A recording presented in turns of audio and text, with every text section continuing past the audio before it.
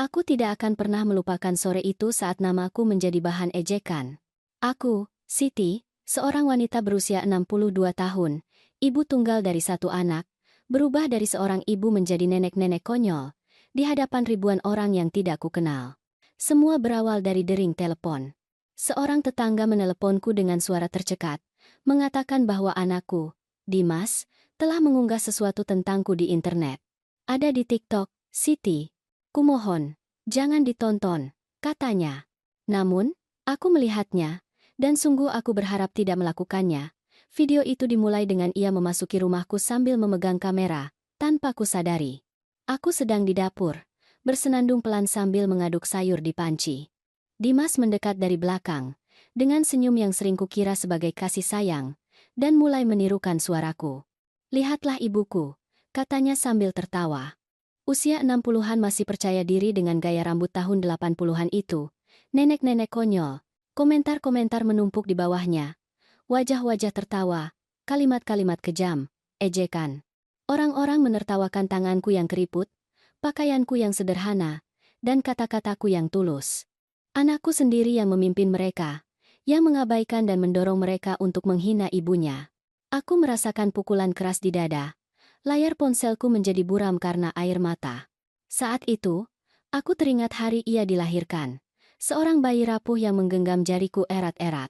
Aku ingat malam-malam tanpa tidur. Semua pengorbanan, tahun-tahun bekerja keras menjahit, memasak, membersihkan rumah orang lain demi membiayai sekolahnya. Semua itu untuk melihatnya sekarang menertawakanku di depan kerumunan tak terlihat. Aku duduk dalam diam. Aku tidak berteriak. Aku tidak lagi menangis. Aku mematikan ponsel, meletakkannya di meja, dan menarik napas dalam-dalam. Di dinding tergantung foto lama saat Dimas masih kecil. Lengannya melingkari leherku, dan ia berkata, "Aku sayang Mama." Aku merasakan lubang terbuka di jiwaku. Aku tidak mengerti mengapa cinta itu berubah menjadi pengkhianatan. Malam itu aku tidak bisa tidur. Aku memejamkan mata dan hanya mendengar tawa dan suara ejekan. Aku merasa kecil, tidak terlihat. Setiap kata dalam video itu membakarku di dalam. Tetapi yang paling menyakitkan adalah berpikir bahwa Dimas bahkan tidak melakukannya karena marah. Ia melakukannya demi kesenangan, demi pengikut. Keesokan paginya, aku keluar untuk membeli roti dan menyadari tatapan orang-orang. Sepasang suami istri berbisik, "Itu wanita dari TikTok." Aku berjalan menunduk, berpura-pura tidak mendengar. Tetapi di dalam hati, setiap langkah terasa sakit. Ketika sampai di rumah, aku melihat anakku mengunggah video lain. Ia dan kekasihnya, Rina, menirukan aku, pura-pura aku memarahi mereka seperti saat ia masih kecil. Ribuan likes, ribuan komentar tawa. Hari itu aku tidak menangis. Sesuatu di dalam diriku mengeras. Aku pergi ke kamar, membuka peti kayu tua tempatku simpan dokumen kehidupanku. Surat-surat rumah, kontrak 2 rumah kontrakan. Tabungan yang kukumpulkan setelah bertahun-tahun bekerja. Dimas selalu mengira semua yang kami miliki berasal dari warisan. Namun, kenyataannya berbeda. Aku membangun semuanya sendiri, dengan tanganku, dengan air mataku, dengan tubuhku yang letih.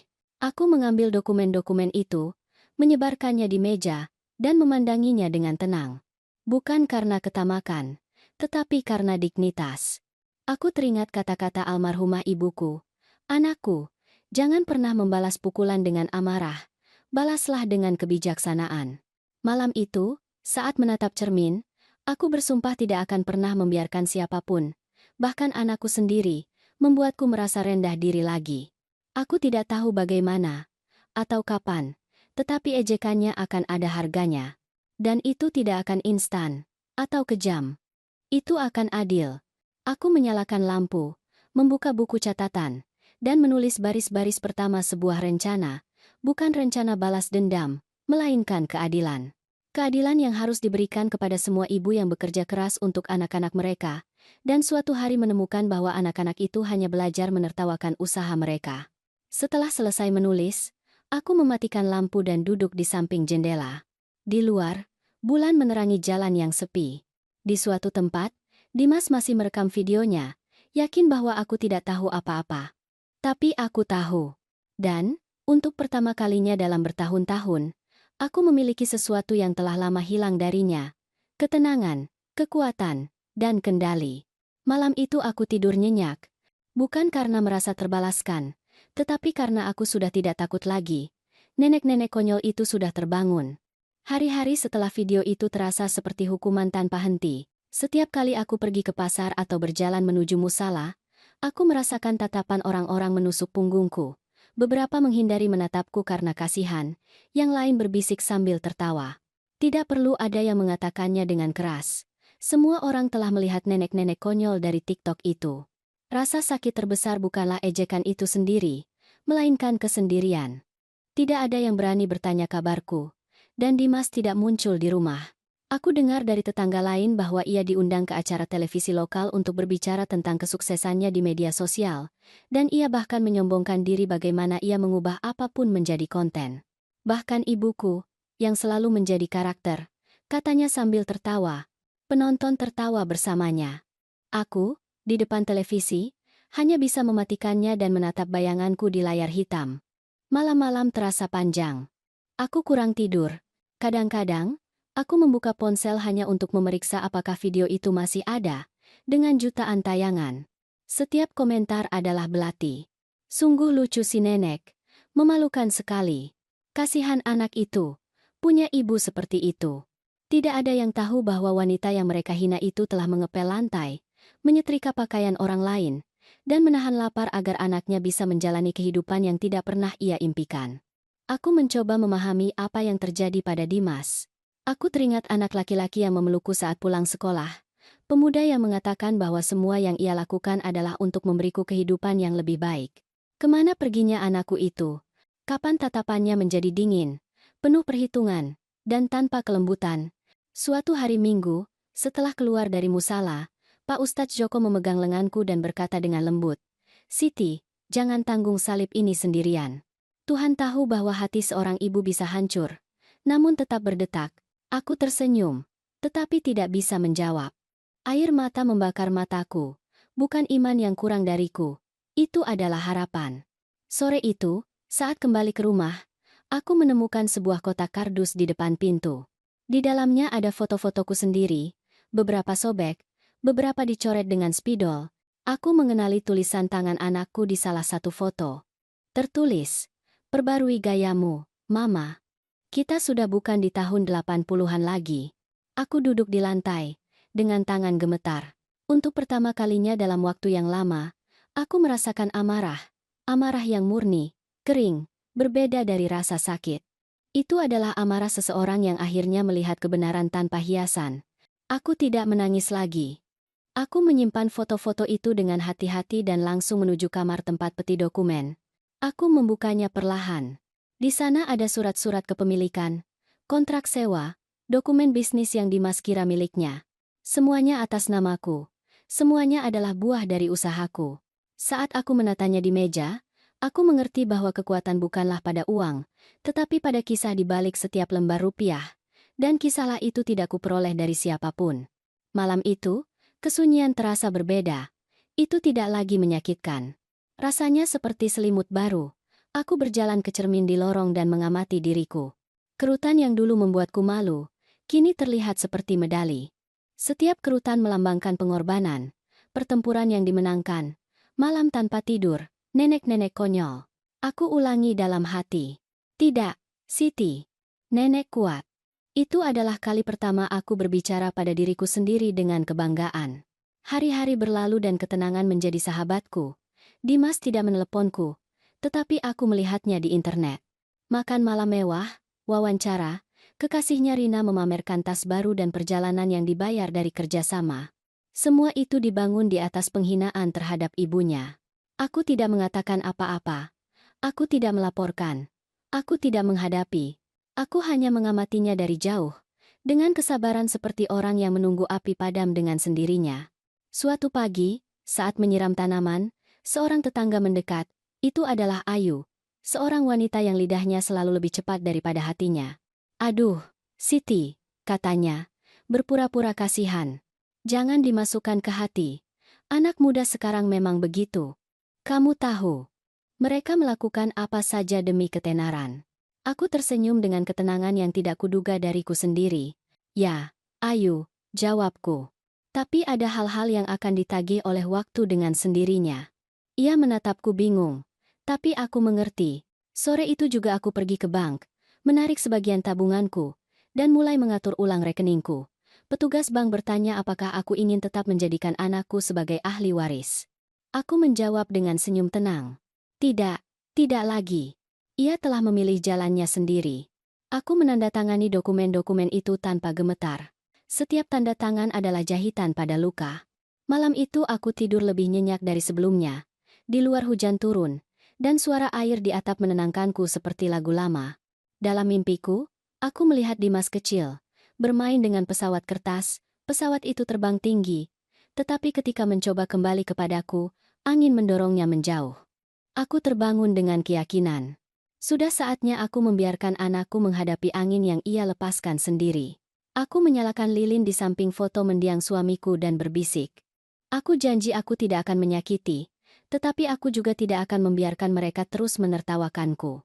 Dan sementara nyala api menari dalam diam, aku merasa sesuatu terlahir kembali di dalam diriku.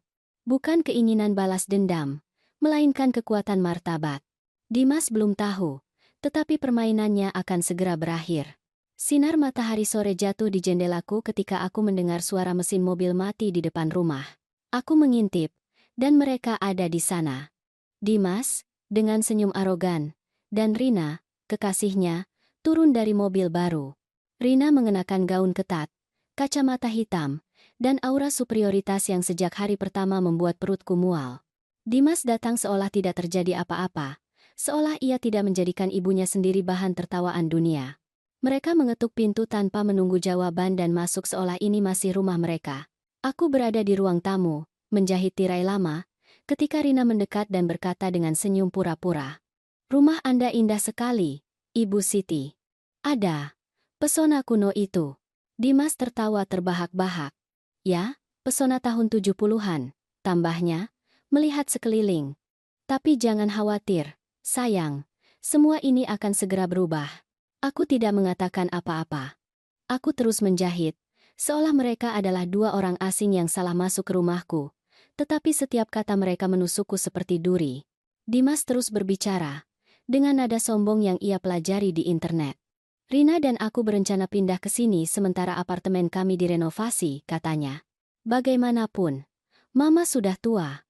Akan baik jika ada yang menemani." "Menemani?" tanyaku tanpa menatapnya. "Oh, pembantu." Ia mengangkat bahu dan tertawa singkat, tawa kering, tawa yang sama yang ia gunakan di videonya ketika ingin memprovokasi. Rina mendekati rak tempat foto-foto keluarga. Ia mengambil foto Dimas saat kecil, memelukku, dan mengamatinya dengan ejekan. "Aduh, lucunya. Meskipun harus diakui, potongan rambut yang Anda buatkan adalah kejahatan." Dimas tertawa lagi. "Ya, dan sweater rajutan yang dia buatkan untukku. Mengerikan. Itu adalah batas kesabaranku." Aku meletakkan jarum di meja dan berdiri perlahan. Aku menatap mereka dengan ketenangan yang membingungkan mereka. "Kalian tahu apa yang paling menyedihkan dari semua ini?" kataku. "Kalian tidak menyadari betapa menyedihkannya menertawakan seseorang yang sangat mencintai kalian." Rina mengangkat alis dan menatapku dengan cemoohan. "Aduh, Ibu, jangan dianggap terlalu serius. Itu hanya humor. Semua orang melakukannya sekarang." "Tidak, Nak," jawabku. "Tidak semua orang menghina orang yang memberinya kehidupan." Dimas mendengus, seolah kata-kataku adalah dengungan nyamuk. "Mama, jangan mulai dengan dramamu. Berhenti bersikap sebagai korban, maukah? Semua yang Mama miliki berkat aku. Aku yang tampil, yang menghasilkan uang, yang..." Aku menyela tanpa meninggikan suara. "Berkat kamu?" Aku mendekat perlahan, menatap matanya, dan berkata dengan ketenangan yang membuatnya mundur selangkah. "Aku mencuci lantai dengan tangan ini, Dimas. Aku menjahit pakaian sampai jari-jariku berdarah. Aku adalah ibu dan juga ayahmu. Kamu hanya mewarisi buah dari kelelahanku." Keheningan menjadi begitu berat hingga aku bisa mendengar detak jam dinding. Rina melangkah mundur, merasa tidak nyaman, tetapi Dimas hanya mengangkat bahu. "Mama, kita sudah bukan di zamanku. Dunia ini milik mereka yang beradaptasi. Kalau Mama tidak mengerti, itu bukan salahku. Aku tidak menjawab. Aku berjalan ke pintu dan membukanya lebar-lebar. Kalian benar, kataku. Kita sudah bukan di zamanku. Tapi ada satu hal yang tidak pernah berubah. Rasa hormat. Dan hari ini, di rumah ini, kalian telah kehilangannya. Sekarang, keluarlah. Mereka terdiam, bingung. Dimas menjadi marah. Kamu mengusirku dari rumahku sendiri. Rumahmu. Jawabku dingin, atas namaku. Selalu begitu. Matanya melebar karena terkejut. Ia tidak tahu. Rina meliriknya, seolah baru menyadari sesuatu yang penting. Bagaimana maksudmu atas namaku? Tanya Dimas, bingung. Tepat sekali, kataku dengan suara tegas. Tidak ada yang kamu anggap milikmu adalah milikmu. Bukan rumah ini, bukan apartemen, bukan rekening. Semuanya atas namaku. Rina menoleh kepadanya, kesal. Bukankah kamu bilang ini milikmu? Bahwa kamu yang membelinya? Diam, teriak Dimas, wajahnya merah karena marah. Itu sudah bertahun-tahun yang lalu. Aku tidak tahu bahwa... Aku menutup pintu dengan lembut, memotong perdebatan mereka. Kembalilah ketika kalian belajar bersikap. Aku melihat mereka pergi melalui jendela. Rina berjalan cepat, marah, dan Dimas memukul setir mobil sebelum tancap gas. Untuk pertama kalinya aku tidak merasa sedih. Aku merasakan kekuatan. Bukan kekuatan uang, tetapi kekuatan kebenaran. Malam itu aku membuka peti tua tempatku simpan semua dokumen. Aku menyebarkannya di meja dan mengamatinya dengan tenang. Setiap lembar adalah saksi perjuanganku. Setiap tanda tangan adalah jejak pengorbananku. Kamu kira kamu bisa menghinaku? Bisikku ke udara. Tapi kamu melupakan sesuatu, nak. Siapa yang membangun dengan cinta tidak takut kehilangan apa-apa. Aku mengambil telepon, menelepon pengacara, dan membuat janji. Saya ingin membuat beberapa perubahan pada rekening saya, kataku. Sudah waktunya membereskan semuanya. Aku menutup telepon, mematikan lampu, dan duduk di depan jendela. Di luar, bulan menerangi jalanan yang sepi. Di dalam diriku, sebuah keputusan sudah bulat. Dimas akan belajar pelajaran. Bukan melalui teriakan atau kebencian, melainkan kekosongan. Karena ketika seorang anak kehilangan rasa hormat, satu-satunya yang bisa diajarkan seorang ibu adalah jarak. Dan dalam jarak itu, Dimas akan menemukan arti sebenarnya dari kesendirian. Malam itu, setelah kunjungan Dimas dan Rina, aku tetap terjaga menatap langit-langit. Keheningan rumah terasa pekat, hampir tak tertahankan, tetapi di baliknya ada kedamaian yang aneh, seolah jiwaku sedang menyusun kembali pecahan-pecahan. Dalam kegelapan, ingatan mulai kembali, satu persatu, seperti daun yang tertiup angin. Aku teringat semua yang ia tidak pernah tahu. Semua yang aku sembunyikan untuk melindunginya. Dimas selalu percaya ia lahir di keluarga yang berkecukupan, bahwa rumah adalah warisan dari ayahnya, dan apartemen adalah hasil alami dari kehidupan yang teratur. Namun, kenyataannya berbeda. Tidak ada warisan, tidak ada keberuntungan, tidak ada keajaiban. Hanya tanganku, malam-malam tanpa tidur, dan kekuatan yang seringkali lahir dari rasa lapar. Ketika aku menjanda, Dimas baru berusia 6 tahun. Ayahnya, Joko, meninggal dalam kecelakaan kerja di sebuah proyek bangunan. Aku ingat melihatnya pergi pagi itu dengan bekal di kantong plastik dan senyum lelah. Ia tidak kembali. Malam itu aku membawanya pulang dalam peti jenazah, dan meskipun semua orang berkata, setidaknya kamu masih punya anakmu, tidak ada yang membayangkan apa yang terjadi setelahnya. Aku kehilangan pekerjaanku tidak lama kemudian.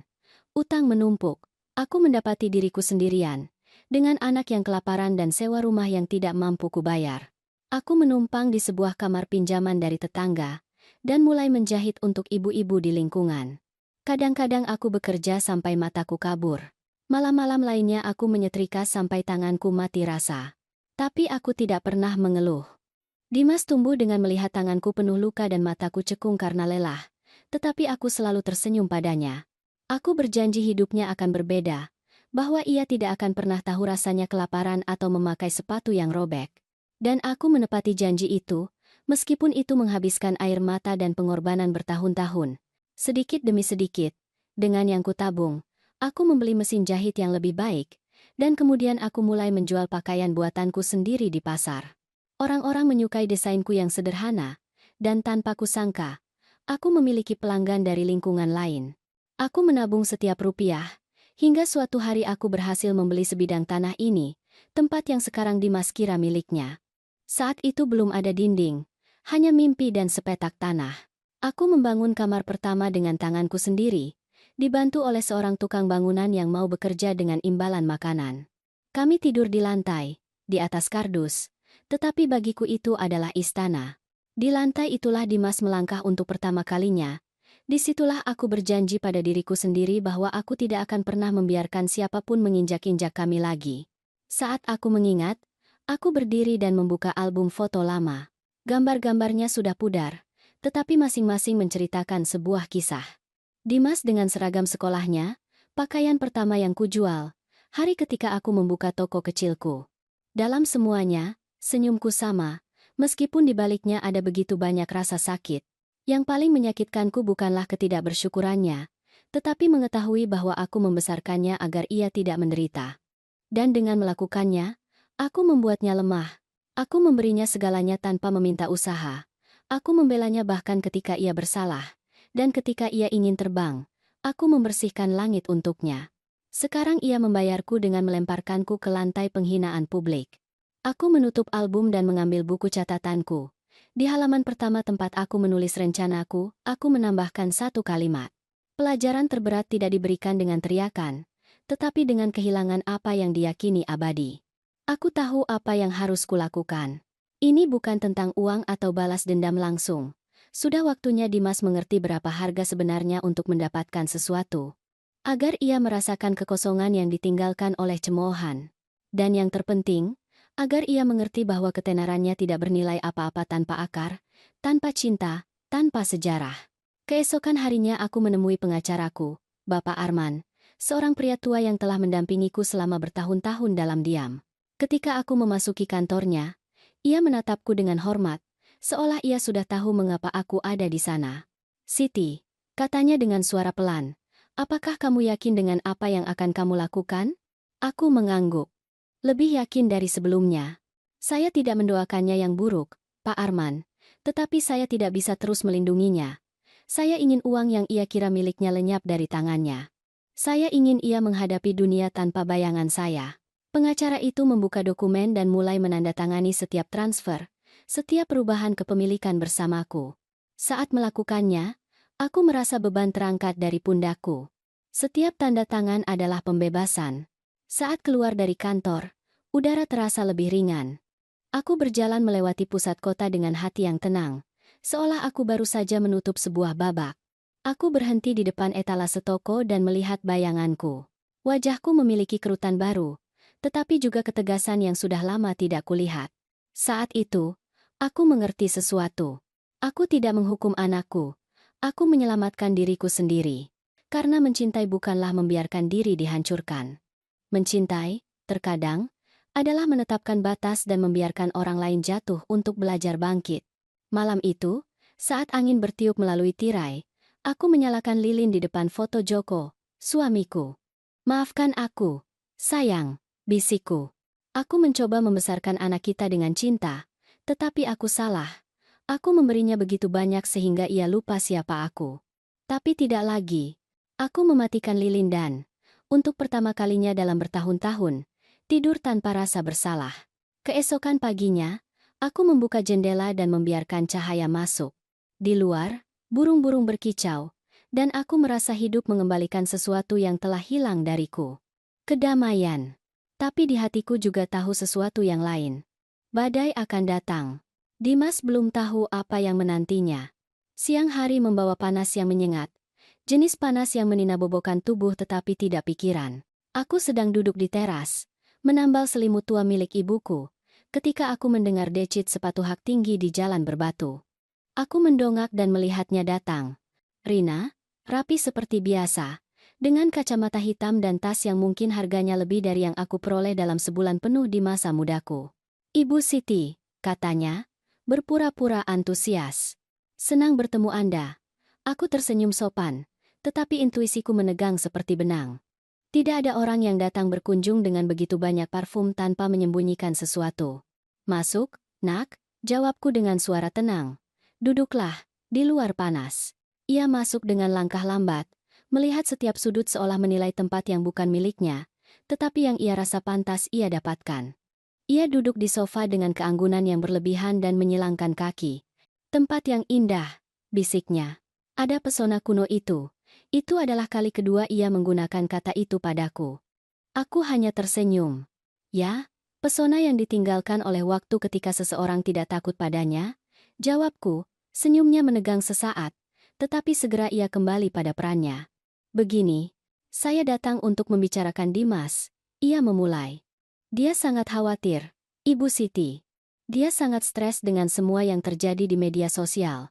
Dan, ya, juga dengan Anda. Aku mencondongkan tubuh ke depan, siku di atas lutut. Khawatir? Saya tidak melihatnya begitu terpengaruh ketika dia menertawakan saya di depan ribuan orang. Rina tertawa kecil, seolah mencoba meremehkannya. Aduh, jangan dianggap terlalu serius. Itu hanya bercanda. Dimas mencintai Anda, sungguh. Tetapi Anda tahu bagaimana anak muda. Kadang-kadang mereka melakukan hal-hal karena dorongan hati. Aku menatapnya tajam, dalam diam. Suaranya yang manis mulai terasa beracun bagiku. Dan apa yang kamu inginkan, Rina? Tanyaku akhirnya. Ia membetulkan rambutnya dan menghela napas. Begini, Ibu, saya akan jujur. Dimas sedang mengalami masa sulit. Dia punya utang. Uang tidak cukup di sana. Ya, Anda punya beberapa properti yang selalu dia anggap bagian dari keluarga. Kami tidak meminta yang tidak adil, hanya sedikit bantuan. Itu dia kebenaran. Itu bukan kunjungan ramah. Itu adalah negosiasi yang disamarkan sebagai kekhawatiran. Bantuan? Ulangku perlahan. Bantuan seperti apa?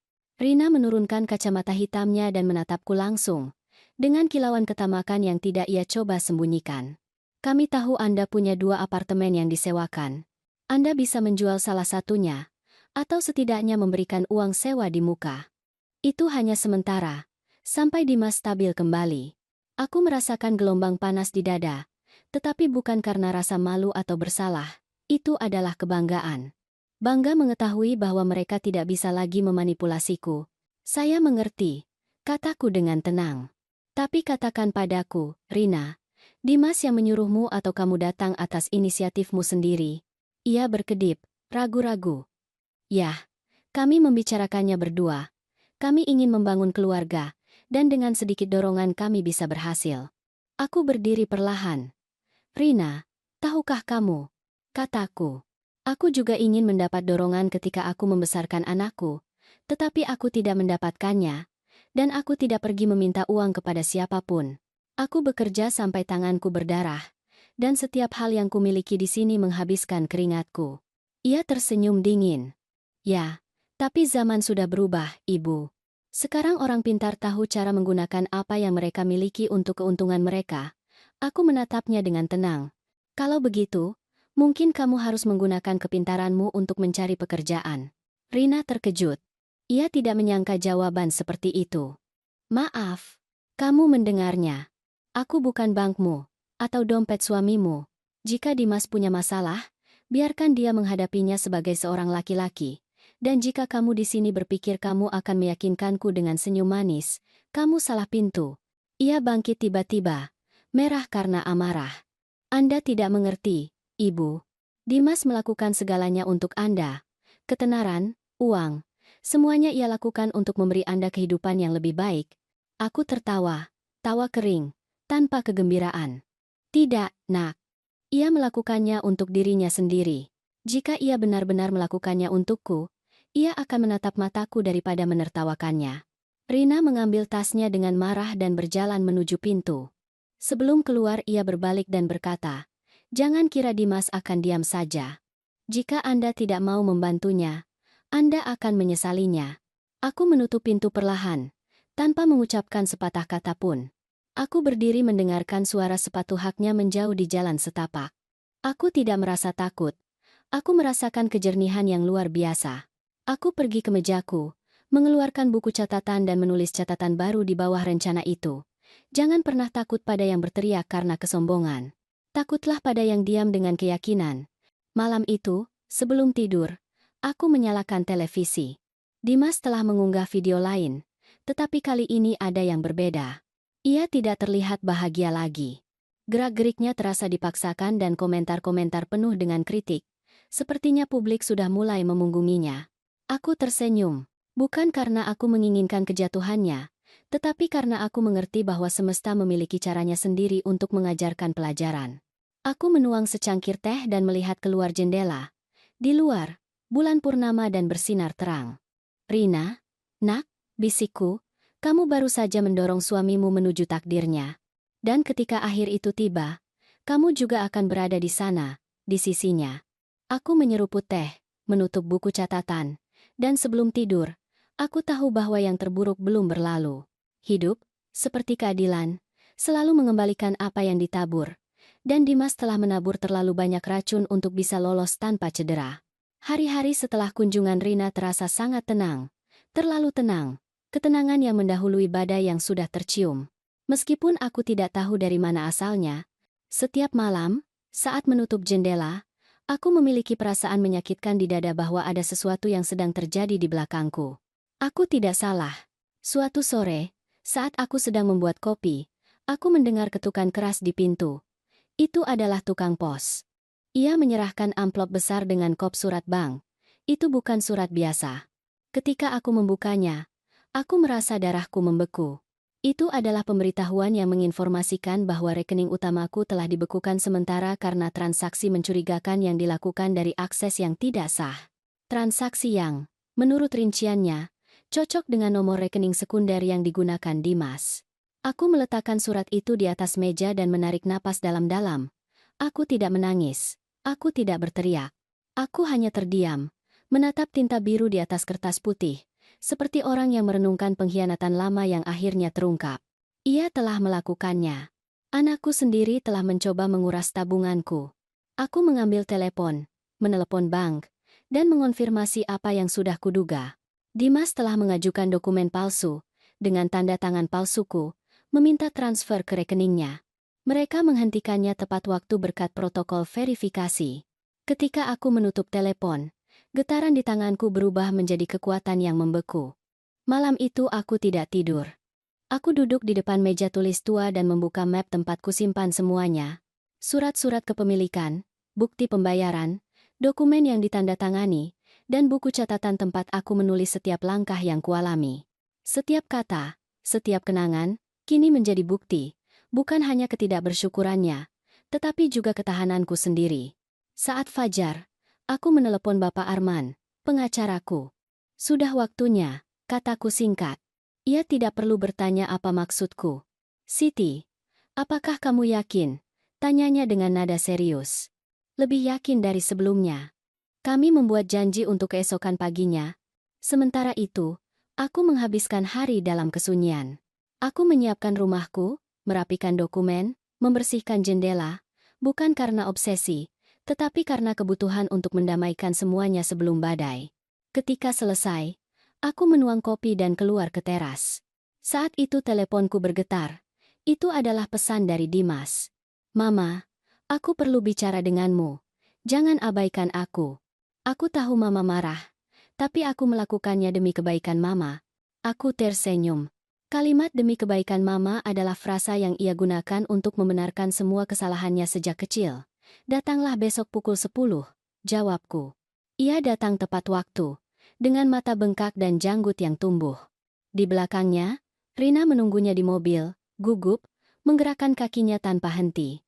Ia masuk tanpa izin, seperti biasa. Mama, ini sudah di luar kendali. Ia memulai, dengan suara tercekat. Aku tidak bermaksud melukai Mama. Sungguh, aku hanya butuh bantuan. Aku mengamatinya dengan tenang. Bantuan? Atau sisa dari apa yang tidak kamu hasilkan? Ia mengerutkan kening, kesal.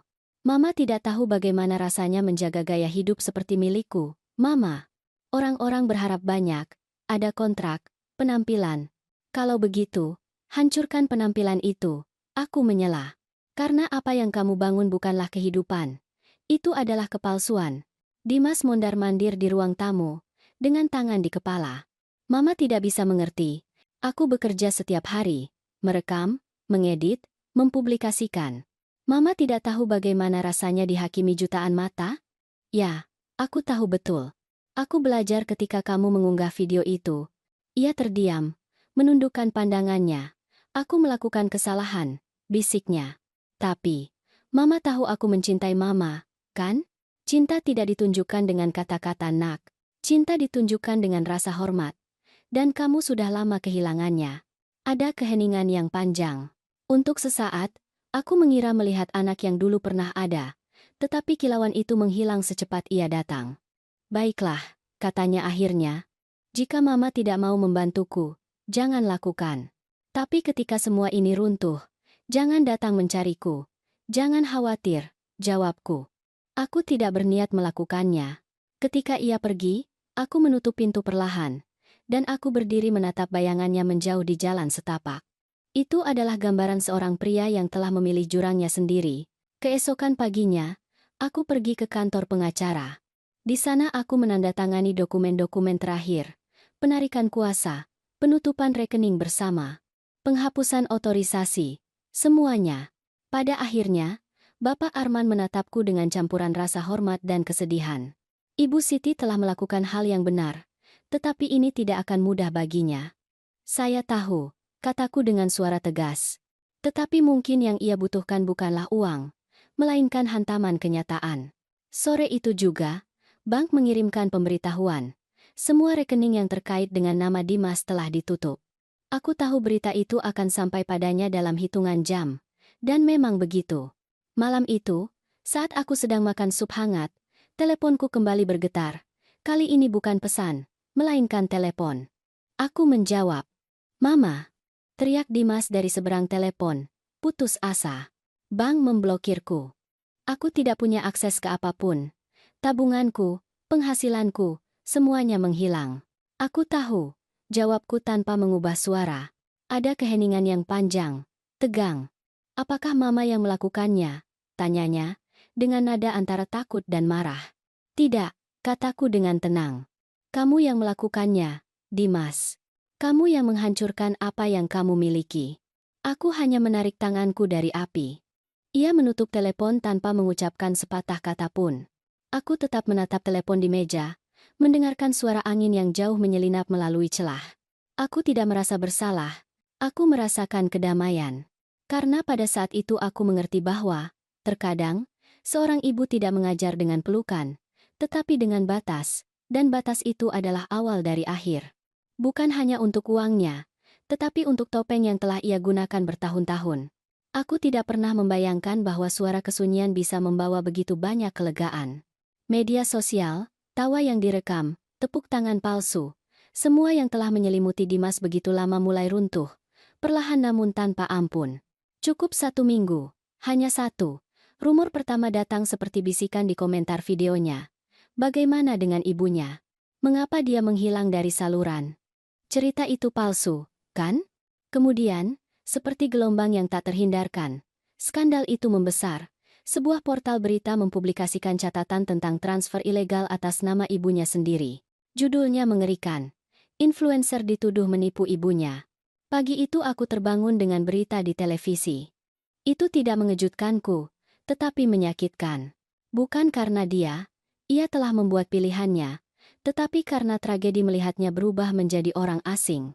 Anak yang pernah memelukku gemetar karena badai, kini adalah pria yang mencuri dari atap yang melindunginya. Aku keluar ke teras dengan secangkir kopi dan melihat cakrawala.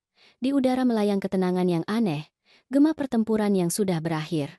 Namun, takdir masih memiliki utang untuk ditagih. 3 hari kemudian aku melihatnya muncul di pintu. Dimas bukan lagi orang yang sama. Pakaiannya berantakan, wajahnya pucat, lingkaran hitam di bawah matanya, getaran di tangannya, semuanya berbicara untuknya. Ia tampak menua 10 tahun dalam seminggu. Mama, katanya pelan. Dengan suara tercekat, aku perlu bicara dengan Mama. Aku memberi isyarat agar ia masuk. Ia berjalan perlahan, melihat perabotan, foto-foto, sudut-sudut yang telah ia abaikan selama bertahun-tahun. Aku kehilangan segalanya. Ia akhirnya mengakui. Merek-merek membatalkan kontrak, kerja sama berakhir. Rina meninggalkanku. Ia tertawa pahit, katanya. Dia tidak diciptakan untuk gagal di depan umum. Aku tetap diam, mengamatinya. Bukan karena kekejaman, tetapi karena aku mengerti bahwa inilah saatnya kata-katanya sendiri mengejarnya. Mama tidak tahu rasanya. Mama, lanjutnya. Semua orang menjauh. Teman-temanku, timku, bahkan pengikutku. Tidak ada lagi yang menjawab pesanku. Semua karena kesalahan sialan. Tidak, aku menyela dengan lembut. Itu bukan kesalahan, Dimas. Itu adalah pilihan. Ia menatapku. Marah. Jangan memberiku pelajaran sekarang. Mama tidak tahu bagaimana rasanya dihina ribuan orang. Aku mencondongkan tubuh ke arahnya, dengan tenang. Ya, aku tahu. Dan kamu yang mengajariku bagaimana rasanya. Keheningan yang mengikuti lebih berat daripada teriakan apapun. Dimas menundukkan kepala. Matanya dipenuhi air mata, tetapi ia tidak membiarkannya jatuh. Aku tidak bermaksud melukai Mama, bisiknya. Aku hanya ingin mereka melihatku, agar seseorang menghargaiku. Dan kamu pikir menghina ibumu akan memberimu harga diri? Tanyaku dengan suara pelan. Apa yang kamu lakukan bukanlah mencari cinta, nak. Itu adalah mengemis perhatian. Ia mengepalkan tinjunya. Semua yang kulakukan adalah untuk Mama, untuk memberimu kehidupan yang lebih baik.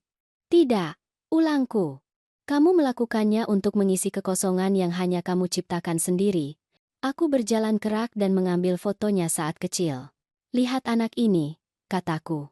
Dia bahagia dengan bola kain dan pelukan. Apa yang terjadi pada anak itu, Dimas? Kemana dia pergi?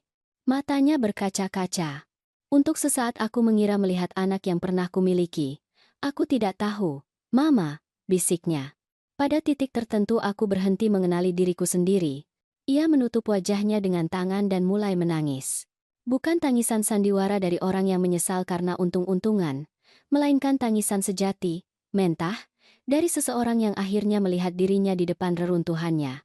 Aku mendekat, menaruh tangan di bahunya, dan berkata dengan kelembutan, "Aku tidak membencimu, nak. Tapi aku juga tidak bisa menyelamatkanmu. Setiap hal yang kamu hancurkan harus cukup menyakitimu agar kamu belajar untuk tidak melakukannya lagi." Ia menatapku dengan putus asa. "Tolong, Mama. Aku hanya butuh sedikit bantuan. Pinjaman. Apa saja. Aku janji kali ini aku akan berubah." Kata-katanya menusuk dadaku. Instingku sebagai ibu berteriak agar aku memeluknya, memberinya kesempatan lagi. Tetapi jiwaku, bagian yang terluka yang telah belajar untuk bertahan, memintaku untuk tidak melakukannya. "Uang bukanlah yang kamu kurang, Dimas. Yang kamu hilangkan adalah rasa hormat, dan itu tidak bisa dibeli." Ia terdiam, tidak tahu harus berkata apa. Kemudian aku mengambil kertas-kertas yang sudah kusiapkan di meja dan menyerahkannya kepadanya. "Inilah satu-satunya yang akan kuberikan kepadamu." Ia membukanya dengan tangan gemetar. "Apa ini?" "Daftar pekerjaan yang tersedia di kota ini. Orang-orang yang membutuhkan tangan jujur, bukan ketenaran pinjaman." Matanya melebar karena tidak percaya. "Mama mau aku bekerja?" "Aku." "Ya," jawabku dengan tenang. "Seperti yang ibumu lakukan sepanjang hidupnya." Dimas menjatuhkan kertas-kertas itu ke lantai. "Aku tidak percaya ini." "Aku juga tidak," kataku. "Aku tidak pernah berpikir kamu akan menjadi orang asing." Ia terdiam lama. Kemudian, tanpa mengucapkan sepatah kata pun, ia bangkit dan pergi. Pintu tertutup dengan suara keras, dan sesaat jiwaku bergetar. Tapi aku tidak berlari mengejarnya. Tidak kali ini. Malam itu aku menyalakan lilin untuknya, bukan karena kasihan, tetapi karena harapan. Karena meskipun kejatuhannya keras, aku tahu itu perlu. Terkadang, untuk terlahir kembali, seseorang harus kehilangan segalanya, bahkan kesombongan. Sementara nyala api menari dalam kegelapan, aku tahu bahwa yang terburuk telah berlalu. Sekarang hanya tinggal menunggu hidup melakukan tugasnya. Musim dingin datang lebih awal tahun itu. Pagi hari diselimuti kabut yang begitu tebal sehingga aku hampir tidak bisa membedakan pohon di jalan. Aku suka kesunyian itu. Kesendirian yang dingin itu membawa kedamaian yang lama kurindukan. Tetapi, sekuat apapun aku mencoba, pikiranku selalu kembali ke titik yang sama. Dimas.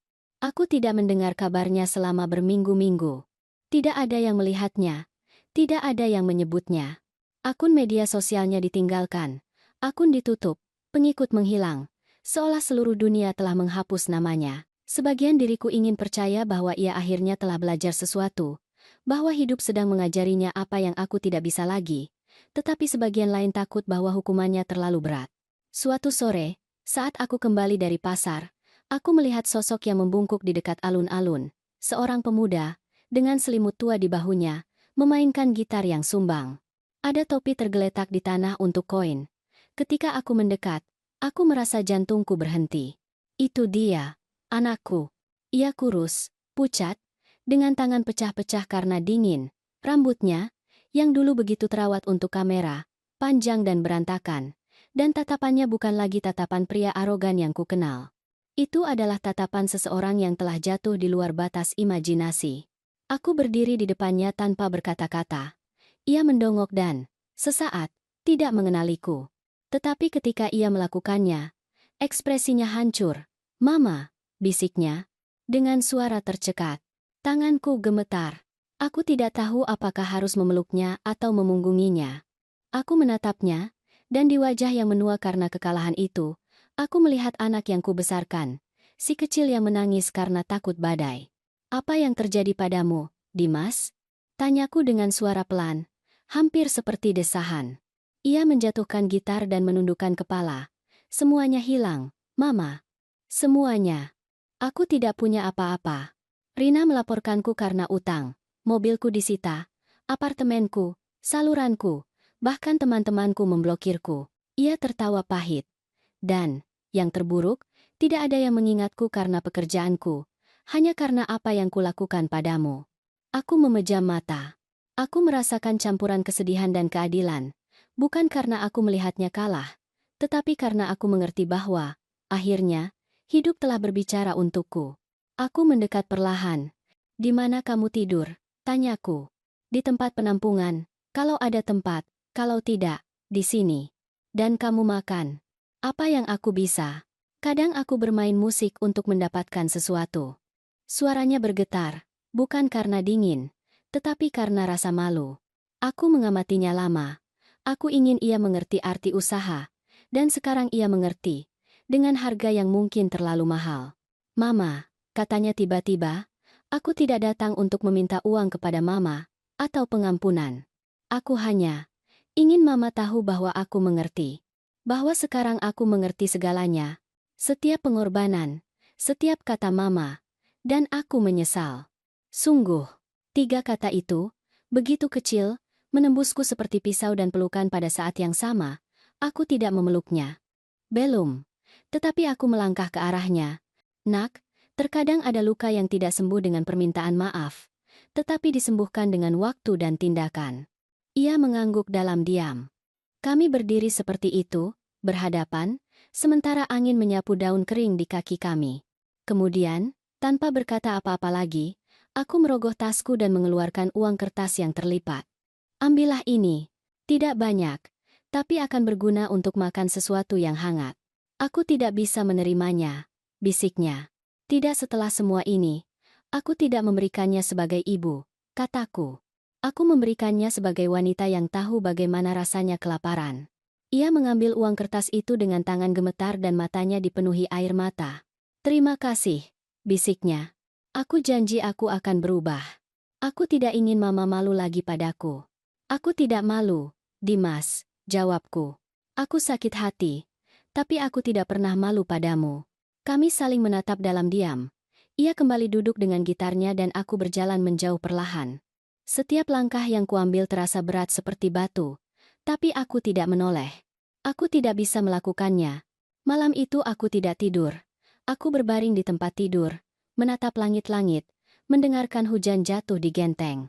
Aku memikirkannya, basah, dengan gitarnya, menyanyikan lagu-lagu yang tidak didengar siapapun.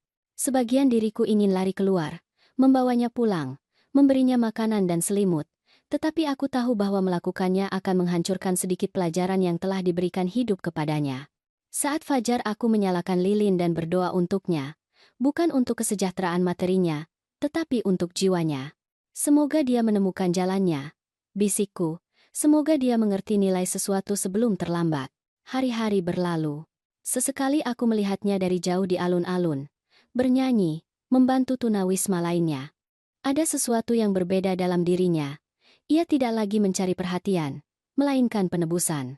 Dan kemudian aku tahu bahwa, akhirnya, benih itu telah berkecambah, bukan benih ketenaran, tetapi kerendahan hati. Malam itu aku menulis di buku catatanku kalimat yang akan menutup babak kehidupanku ini. Kadang-kadang keadilan tidak dibalas dengan hukuman, tetapi dengan pembelajaran. Dan ketika hidup mengajar, bahkan ibu yang paling terluka pun tidak dapat menolak untuk melihat keajaiban. Aku menutup buku catatan dengan air mata sunyi di pipiku. Anakku telah jatuh, tetapi, untuk pertama kalinya, ia mulai bangkit. Beberapa bulan berlalu sejak sore itu di alun-alun. Musim dingin perlahan-lahan surut, meninggalkan udara pembaharuan. Bunga-bunga di taman mulai mekar lagi. Dan setiap pagi aku terkejut oleh kicauan burung, seolah hidup mengingatkanku bahwa masih ada hal-hal yang patut disyukuri. Selama waktu itu aku tidak melihat Dimas lagi, tetapi aku mendengar bisikan di sana-sini. Bahwa ia mendapat pekerjaan di bengkel kayu di pusat kota, bahwa ia telah memotong rambutnya, bahwa ia tidak lagi bermain musik di alun-alun, melainkan membantu tunawisma lain mencari pekerjaan. Aku tidak tahu apakah harus mempercayainya, tetapi sebagian diriku ingin melakukannya. Mungkin karena, terlepas dari segalanya, ia tetaplah anakku. Suatu pagi, saat aku sedang menyiram tanaman, aku mendengar langkah kaki di jalan setapak. Ketika aku berbalik, aku melihatnya. Ia berjalan perlahan, dengan pakaian bersih tetapi sederhana, seikat bunga kecil di tangan, dan tatapan tertunduk. Jantungku melonjak. Itu dia. Tetapi ia bukan yang sama. "Selamat pagi, Mama," katanya, dengan suara lembut. "Selamat pagi, Dimas," jawabku, berusaha tetap tenang. "Apa yang membawamu ke sini?" Ia tersenyum tipis. "Aku bekerja di dekat sini, di bengkel kayu milik Pak Budi. Aku melewati jalan ini setiap hari, dan hari ini aku memberanikan diri untuk masuk." Aku mengamatinya dalam diam. Ada sesuatu yang baru dalam dirinya. Matanya tidak lagi bersinar karena kesombongan, melainkan karena kelelahan dan ketulusan. Itu adalah tatapan seseorang yang telah mengenal beratnya dunia. Ia masuk perlahan dan meletakkan bunga-bunga di atas meja. "Ini untuk Mama," katanya. "Tidak mahal. Aku memetiknya dari jalan. Tapi, aku ingin membawakan sesuatu untuk Mama." Aku menyentuh kelopak bunga dengan lembut. Itu adalah bunga liar, sederhana, tetapi indah. "Terima kasih, Nak. Kamu tidak tahu betapa berharganya ini bagiku." Kami terdiam sebentar tanpa bicara. Ia melihat sekeliling, seolah menemukan kembali rumah tempat ia dibesarkan. "Semuanya masih sama," bisiknya. "Bahkan jam di lorong masih berbunyi sama. Waktu mengubah hal-hal di luar, Dimas," jawabku, "tetapi di dalam, itu hanya mengubah apa yang kita bersedia sembuhkan." Ia duduk di depanku, dengan tangan saling menggenggam. "Aku banyak memikirkan Mama, tentang semua yang kulakukan pada Mama. Aku harap kamu juga memikirkan dirimu sendiri," kataku dengan lembut. "Tentang bagaimana kamu tersesat di tengah begitu banyak kebisingan." Ia mengangguk, menundukkan kepala. "Mama benar, semua yang kumiliki adalah kebohongan. Aku hidup tergantung pada likes, angka, pada apa yang dikatakan orang lain. Aku pikir itu membuatku penting, tapi satu-satunya hal nyata yang kumiliki adalah apa yang Mama berikan padaku. Dan aku kehilangannya karena kesombonganku. Aku merasakan ada sesuatu yang mengganjal di tenggorokanku. Aku ingin mengatakan banyak hal, tetapi aku menahan diri. Aku telah belajar bahwa kesunyian, terkadang, mengatakan lebih banyak daripada kata-kata. Sekarang aku bekerja dengan tanganku," lanjutnya. "Aku tidak menghasilkan banyak, tetapi aku tidur nyenyak. Setiap rabot yang kubuat mengingatkanku pada Mama. Pada bagaimana Mama membangun rumah ini dengan usaha. Aku merasa bangga, Mama. Untuk pertama kalinya, aku merasa apa yang kumiliki memilikku." Air mata mengalir di pipiku, meskipun aku mencoba menyembunyikannya. Ia melihatnya. Ia berdiri dan memegang tanganku dengan hati-hati, seolah takut memecahkanku. "Aku tidak datang untuk meminta apapun dari Mama," katanya dengan suara gemetar. "Aku hanya ingin Mama tahu bahwa aku sedang mencoba menjadi lebih baik, bahwa aku belajar, meskipun aku harus kehilangan segalanya." "Dimas," bisikku, "penyesalan sejati tidak diucapkan, tetapi dijalani, dan kamu sedang menjalaninya." Ia tersenyum, dan dalam senyum itu aku akhirnya mengenali anak yang kubesarkan. Tiba-tiba tatapannya menjadi serius. Mama, ada lagi. Aku pergi ke bank. Aku telah menabung sedikit setiap minggu. Tidak banyak, tapi aku ingin mengembalikan apa yang aku ambil dari Mama. Aku menggeleng. Tidak, nak. Uang bisa didapatkan kembali, tetapi rasa hormat tidak. Dan itu sudah kamu kembalikan dengan setiap tindakanmu. Ia menangis. Ia memelukku. Dan kali ini aku tidak menolaknya. Aku merasakan tangisnya di bahuku. Tangisan yang tertahan bertahun-tahun. Apakah aku begitu mengecewakan Mama? Ya? Jawabku dengan lembut. Tapi kamu juga belajar bangkit. Itu yang penting. Kami berpelukan lama, seolah waktu berputar kembali dan masa lalu larut di antara air mata kami. Tidak ada kecaman, tidak ada kesombongan, tidak ada kebencian. Hanya seorang ibu dan anak yang bertemu kembali di titik paling manusiawi. Sebelum pergi, ia berbalik kepadaku. Aku tidak tahu apakah suatu hari nanti aku bisa memperbaiki semua yang kulakukan. Tidak perlu, kataku. Teruslah menjadi orang yang bermartabat. Itu sudah cukup. Aku mengantarnya ke pintu. Saat ia pergi, angin menggerakkan tirai, dan aku merasa rumah itu bernapas berbeda, lebih ringan, lebih hidup. Dimas berjalan di jalan setapak tanpa menoleh ke belakang, tetapi aku tahu ia akan kembali. Kali ini, bukan sebagai anak yang mengira dirinya pemilik segalanya, tetapi sebagai pria yang akhirnya mengerti nilai dari apa yang tidak pernah bisa dibeli. Martabat. Malam itu aku menyalakan lilin dan membuka buku catatanku. Aku menulis kalimat terakhir untuk hari itu. Kadang-kadang anak-anak kembali bukan karena mereka membutuhkan rumah, tetapi karena mereka akhirnya menemukan bahwa rumah mereka adalah ibu yang menunggu tanpa dendam. Aku mematikan lilin dan tersenyum. Untuk pertama kalinya dalam bertahun-tahun, aku tidur dengan hati yang damai. Fajar hari Minggu itu tiba dengan sinar lembut, jenis sinar yang seolah membersihkan jiwa. Aku membuka jendela dan membiarkan udara segar masuk. Aroma roti yang baru dipanggang dari tetangga, kicauan ayam jago yang jauh, bisikan kehidupan yang terbangun. Semuanya memiliki arti yang berbeda. Mungkin karena, untuk pertama kalinya dalam banyak tahun, hatiku tidak berat. 3 bulan telah berlalu sejak kunjungan terakhir Dimas. Kami tetap berhubungan, tetapi dalam kesunyian, dengan rasa hormat. Ia meneleponku setiap minggu sore untuk menanyakan apakah aku membutuhkan sesuatu dan aku, meskipun selalu menjawab tidak, mensyukuri isyaratnya dengan setiap kata. Ia telah belajar mendengarkan, dan terutama, untuk diam. Pagi itu, saat aku menyajikan kopi, telepon berdering. Itu Pak Budi, pemilik bengkel kayu. Siti, tahukah kamu apa yang dilakukan anakmu? Katanya dengan suara bersemangat. Apa yang terjadi, Pak Budi? Tanyaku, sesaat takut akan kabar buruk. Datanglah ke alun-alun desa. Tapi datanglah sekarang. Kamu harus melihatnya dengan matamu sendiri. Aku mengenakan jaketku tanpa mengerti apapun dan bergegas keluar. Udara berbau tanah basah dan sesuatu yang tidak bisa kusebutkan namanya. Harapan. Mungkin. Ketika aku sampai di alun-alun, aku melihatnya penuh dengan orang. Ada kamera, mikrofon, dan di tengahnya, panggung kayu kecil. Dan di sana, berdiri tegak, dengan mikrofon di tangan dan tatapan tenang, adalah dia, Dimas. Ia mengenakan kemeja sederhana, rambutnya tersisir rapi, dan postur yang hanya dimiliki oleh mereka yang telah memutuskan untuk menghadapi masa lalu mereka sendiri. Ia melihatku di antara kerumunan dan tersenyum. Aku terdiam, tidak sepenuhnya mengerti. Selamat pagi semuanya, katanya dengan suara tegas. Beberapa dari Anda mengenal saya dari apa yang dulu saya lakukan. Seorang pria yang mencari ketenaran, perhatian, dan tepuk tangan. Seorang anak yang melupakan dari mana ia berasal. Ada bisikan di antara orang-orang. Ia menarik napas dalam-dalam dan melanjutkan. Selama bertahun-tahun saya membuat orang asing tertawa dan menghina satu-satunya orang yang selalu mencintai saya. Saya mengubah kelembutan menjadi konten, rasa hormat menjadi ejekan. Hari ini saya tidak datang untuk membenarkan diri sendiri, tetapi untuk meminta pengampunan. Tidak hanya kepada ibu saya, tetapi kepada semua ibu yang pernah dihina, diabaikan, atau digunakan oleh anak-anak mereka sendiri. Keheningan menjadi mutlak. Tidak ada yang berbicara. Bahkan angin pun tidak berani mengganggunya. Ibu saya mengajari saya bahwa martabat tidak bisa dibeli, bahwa cinta tidak diteriakkan, tetapi ditunjukkan.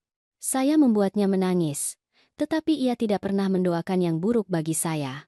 Ketika semua orang memunggungi saya, kesunyiannya yang menyelamatkan saya, aku melihatnya berhenti sejenak, menelan ludah, dan kemudian mengangkat sepotong kayu kecil yang diukir. Ini saya buat dengan tangan saya sendiri, katanya. Ini adalah hadiah. Ia menunjukkan patung itu. Itu adalah ukiran seorang wanita duduk, dengan tangan di pangkuan dan tatapan tenang. Wajahnya adalah wajahku. Saya akan menamainya Ibu Kesabaran, lanjutnya. Dan itu akan berada di sini, di alun-alun ini, untuk mengingatkan kita bahwa kekuatan terbesar bukanlah dalam berteriak, melainkan dalam bertahan tanpa kebencian. Air mata memburamkan pandanganku. Aku merasakan hatiku tercekat di dada. Dimas meninggalkan mikrofon, turun dari panggung, dan berjalan ke arahku. Orang-orang membuka jalan. Ketika ia berada di depanku, ia berlutut. "Mama," katanya dengan suara tercekat. Aku tidak pantas mendapatkan pengampunan Mama, tetapi aku ingin mendapatkannya setiap hari. Jika Mama mengizinkan, aku ingin cerita ini tidak berakhir dengan rasa malu, tetapi dengan kebanggaan. Kakiku gemetar. Aku menatapnya dalam diam dan membelai rambutnya, seperti saat ia masih kecil. "Dimas," bisikku, "kamu tidak perlu lagi mendapatkan pengampunan dariku. Hanya jangan kehilangannya lagi." Ia memelukku erat-erat, dan orang-orang yang telah diam selama ini mulai bertepuk tangan. Beberapa menangis, yang lain tersenyum. Tetapi aku hanya mendengar detak jantungnya yang berlawanan dengan detak jantungku, irama yang mengingatkanku bahwa, meskipun hidup bisa menghancurkan kita, itu juga bisa menyatukan kita kembali. Ketika tepuk tangan berhenti, ia berbalik ke kerumunan dan berkata, "Kadang-kadang media sosial menunjukkan sisi terburuk dari kita. Tetapi hari ini saya ingin video ini menunjukkan apa yang patut diperjuangkan. Cinta seorang ibu, pengampunan, penebusan." Dan pada saat itu aku mengerti bahwa lingkaran itu telah tertutup. Anak yang telah membuatku menangis di depan layar, kini menghormatiku di depan dunia. Saat sore hari, patung itu dipasang di tengah alun-alun. Cahaya keemasan matahari memandikan permukaannya, dan wajah kayu itu tampak tersenyum. Dimas memegang tanganku dan kami berjalan bersama untuk pertama kalinya dalam bertahun-tahun, tanpa kata-kata, tanpa topeng. Setibanya di rumah, aku menyalakan buku catatanku dan menulis kalimat terakhir. Pengampunan tidak menghapus masa lalu, tetapi menerangi jalan hari esok. Dan ketika seorang anak kembali dengan penyesalan, hati seorang ibu kembali berdetak dalam kedamaian. Aku mematikan lilin dan tersenyum. Untuk pertama kalinya dalam bertahun-tahun, aku tidur dengan hati yang damai. Fajar hari Minggu itu tiba dengan sinar lembut, jenis sinar yang seolah membersihkan jiwa. Aku membuka jendela dan membiarkan udara segar masuk, aroma roti yang baru dipanggang dari tetangga, kicauan ayam jago yang jauh, bisikan kehidupan yang terbangun. Semuanya memiliki arti yang berbeda. Mungkin karena, untuk pertama kalinya dalam bertahun-tahun, hatiku tidak berat. Kadang-kadang hidup menempatkan kita di hadapan ujian yang terasa tidak adil, seolah takdir ingin mengukur seberapa banyak cinta yang dapat ditampung oleh hati yang terluka. Tetapi hari ini, ketika melihat ke belakang, aku mengerti bahwa setiap air mata, setiap kesunyian, dan setiap malam kesendirian memiliki tujuan. Bukan untuk menghancurkanku, tetapi untuk menunjukkan kekuatan yang selalu kumiliki. Anakku dan aku belajar, masing-masing dengan caranya sendiri, bahwa cinta tidak ditunjukkan dengan hadiah atau kata-kata kosong. Itu ditunjukkan dengan rasa hormat, dengan kerendahan hati, dan dengan keberanian untuk mengakui kesalahan. Karena tidak ada luka yang lebih besar daripada cemoohan, dan tidak ada obat yang lebih kuat daripada pengampunan. Sekarang, ketika aku melewati alun-alun dan melihat patung yang menyerupai wajahku itu, aku tidak merasa bangga atau kesombongan. Aku merasakan rasa syukur. Rasa syukur karena telah bertahan, karena telah menunggu, karena tidak membalas kebencian dengan kebencian, karena terkadang balas dendam terbesar adalah kedamaian. Dan kamu yang mendengarkan cerita ini, ingatlah, tidak pernah ada kata terlambat untuk meminta pengampunan, atau untuk memberikannya. Hidup selalu memberikan kesempatan kedua, tetapi hanya kepada mereka yang memiliki hati yang bersedia berubah.